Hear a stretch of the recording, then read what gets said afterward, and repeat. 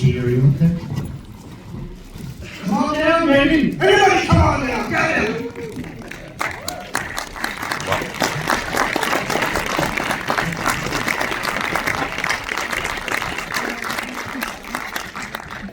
This is Shuhei's first time seeing this, along with all of you. So, it was a world premiere for him as well.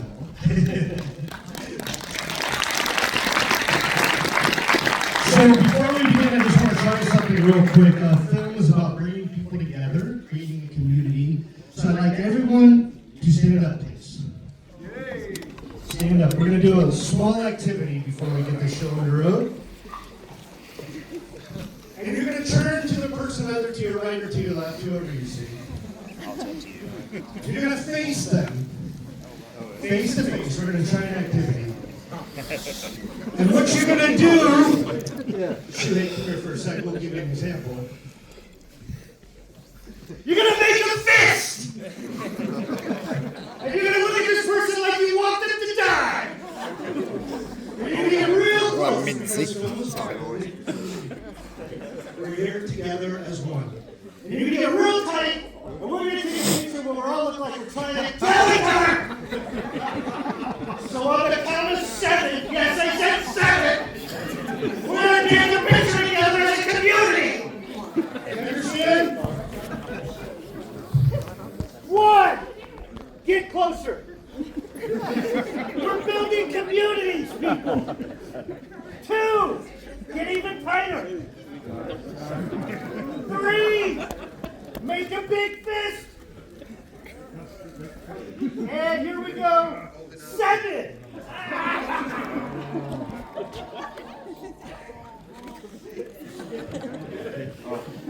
All right, give yourselves a hand. Thank you for participating in our community building event. That's what I hope to do as a director. So up here we have Shuhei Kinoshita.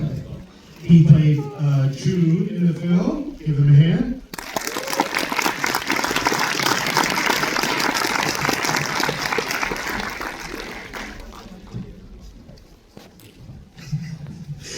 I'm gonna butcher his name, but and here's our composer, Guilherme Smith dos Santos, all the way from Brazil, baby!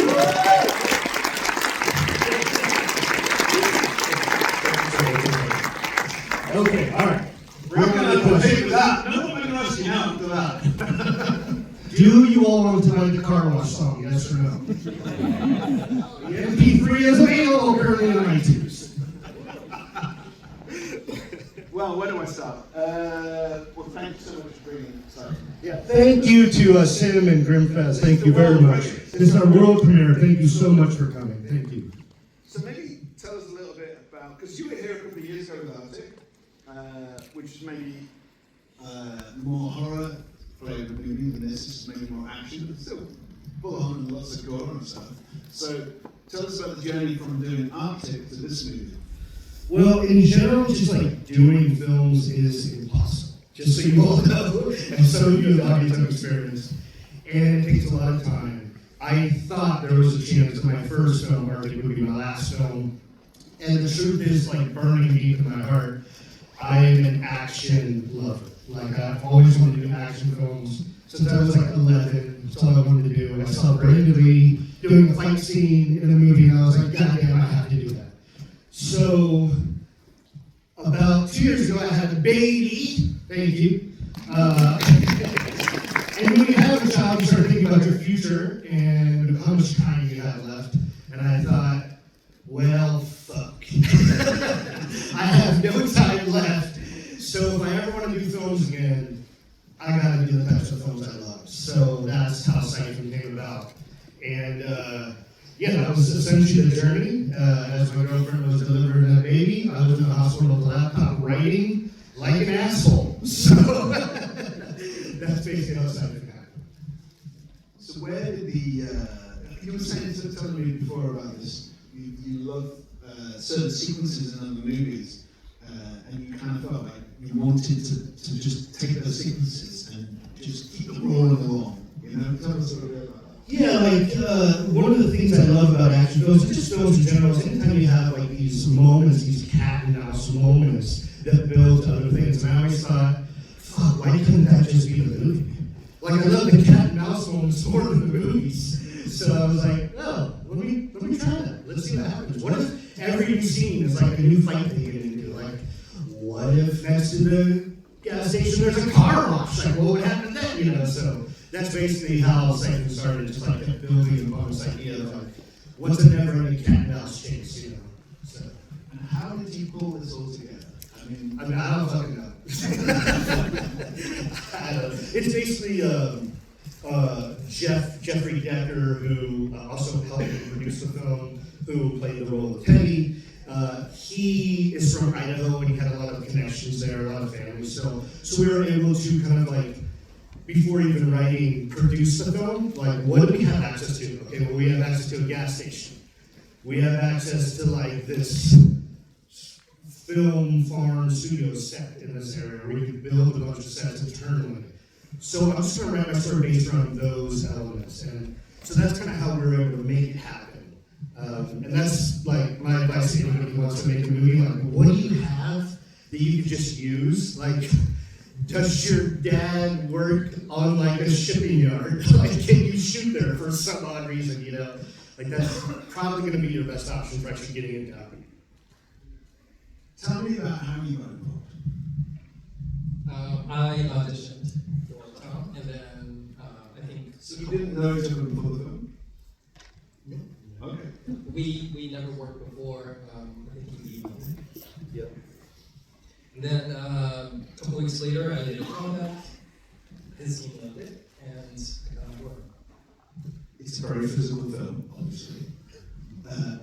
I mean, did you have stunt levels for some of this, or were you doing a lot of this stuff? So yourself? most of the fight work and then the action stuff, I did it myself, except for the stunt writing, which we had Jerry, the stunt coordinator too. And why did we have Jerry do that? I don't have driver's license. But that's the kind of easy bit. It's the physical stuff that I'm fascinated. Yeah. by. You did a lot of this stuff. That was the toughest shoot that I've done. Yeah. A lot of blood too. Can you go over the car wash? Car wash is by far, when I talked to Jeff, it's our favorite. I guess scene that we've done. It was rough, but we got through it. I think we went through how many times? So the car wash itself is actually very small.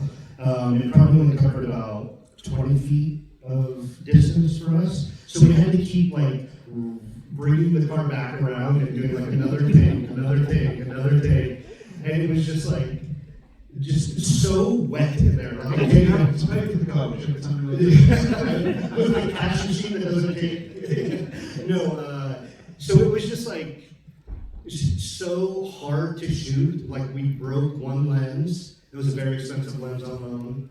And then also, when you see Jeff slip in that film at the end of that scene, like, that's legit, and he got fucked up. Other than that, and it's really funny because anytime you see injuries happen, it's never the stuff that you plan for that's really difficult, that you're like, do your damnedest to make safe because it's inherently not a safe thing. It's always like the normal stuff, like, yeah, you slipped because there was no caution left for sign. You know what I mean? Like, so, anyways, just so you know, I went through that car wash first to make sure it was safe. And it's not as bad as it looks, but don't tell anybody else that. You were telling me, because I was listening about the visual side of the film and how you shot it and shooting on all these different locations. Was it because of some night scenes on the streets and all over the place? Did you have to get roads closed and how did that work out? Tell me a bit about that, but also I'm going to ask you about the camera work in a minute because you had a good story about that. But yeah, in terms of like closing road, I mean, shooting on location, and you said there was a cop that came up and. Yeah, so usually when you do a film shoot, you like talk to the film commission, you get the street shut down in advance, and there's like people you pay to stand there that just fucking stand there, and they make more than anybody on your set will ever make in their lives. And instead, we decided to go with the idea of not stopping traffic and just fucking going for it. Which, you know, maybe you should take advice from me on how to make things, but it worked for us. The cops did show up 4 times, which is not a record, but maybe on the next one I can beat that. And they were very nice every time, I have to say. So, Like they wanted to be in the movie. usually what happens when you shoot a film kind of out in the middle of nowhere and a cop shows up, they're never gonna like pull a gun on you or ask you for your permit. They're gonna be like, oh sick, you're doing a movie? There's cameras? Can I be in it? And you're just like, what do we need a cop for? You're just like trying to rewrite scenes and stuff. So that was a good problem to have. I was asking about sort of these tracking and moving shots. You tell me something about DOP, which I just thought was insane. Yes, so our director of photography, David Christopher Pitt, he worked with Matthew Stewart. Matt Stewart is also a filmmaker. And Yeah, we know that. Yeah. And he was in your movie, and he's been here with a couple of films. What's his movie? Exactly. Yes, that's right. And you know, when you do any films, you have to figure out ways around things. So we obviously couldn't afford a steady cam, and I wanted to get these like swooping, moving shots. And Stewart was like, "Oh, I brought my Segway," and I'm like, "I don't care. Why are you talking about this? Like, sick, bro. You know, like go do some tricks." And he was like, "No. I can hold the camera while on the Segway." And I'm like, "You will die. That won't work." He's like, No. This is how I film." And I was like, "Show me." And so sure enough, he got on the Segway and started zooming around Shuhei and did all these like crazy tracking shots. And I was like, "Okay, every shot is now a Segway shot. Here we go." So that's how that happened. It's an incredible way to do like moving shots. But yeah, very impressive. Yeah, he never fell once, and the whole time he wore Crocs, which is amazing. So tell us a little bit about how you got involved. Hey, I'm a Brazilian composer, so I'm sorry for my English.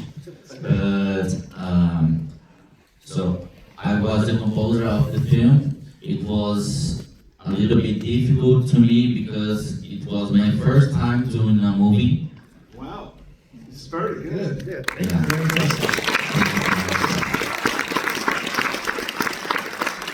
And it was an honor to have the opportunity to work with you. And Siphon was a brilliant movie, so I'm pretty happy with the result and the quality of the movie. So thank you so much, Tom, Oh, thank for you. having me to the team. Thank you very much. We might have time for maybe like 1 or 2 questions. Anybody have a question? What over here? How unheavy was that rock? Great scene right there. Just how it looked. It was hysterical.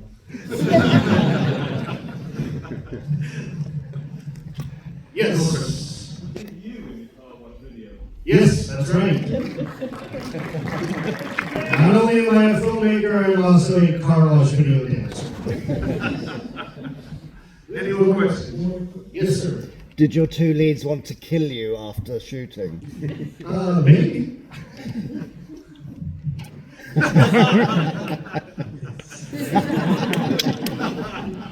Did he put you to the ring?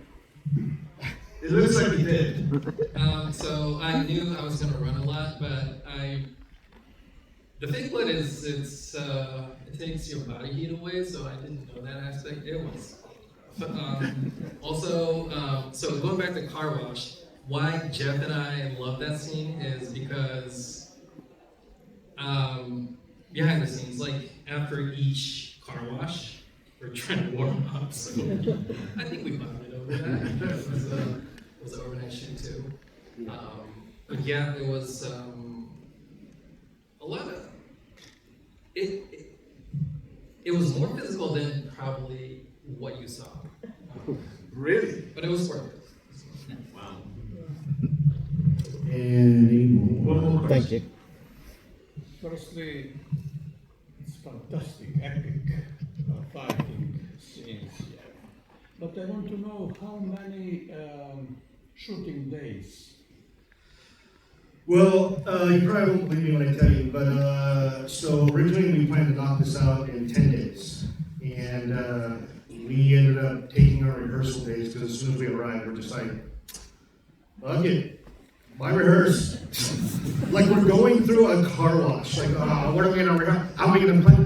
No, let's just go. So I think it ended up being 13 days, and then there was like a couple pickup days with Jeff where I just had him run around random alleys in LA, so we could get the rest of that, kind of like him being chased by the car a bit in between that final section of fighting. So, That's incredible. yeah. Do we have time for one more question? Cool. Back there, you kept your hand up forever. What's your question, sir? Just wondering, were there any films that were inspiration for the movie? I saw past Crank possibly in that as well, Jason Statham, Speed, and shots. Yeah, absolutely. I love that film. That's like an inspiration for life for me. Like I just want to be like constantly going through life. Yeah, I mean, the biggest inspirations honestly were like other indie filmmakers who were doing stuff for no money, just because it was like, it's like it has to come out of you, and they had to do it. And I was kind of like, God damn, I just had this kid, and I like, there's not going to be time to do this later. Like, I have to do this now. Look at him, he's doing that. Look at her, she's doing it now.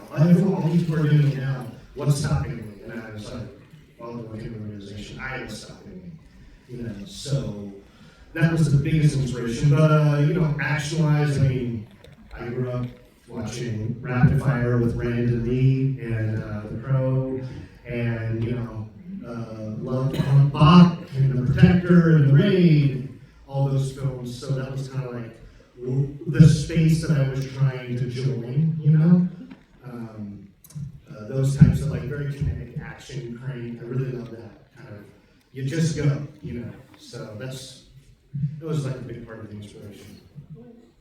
Okay, guys, give them a round of applause. Thank you.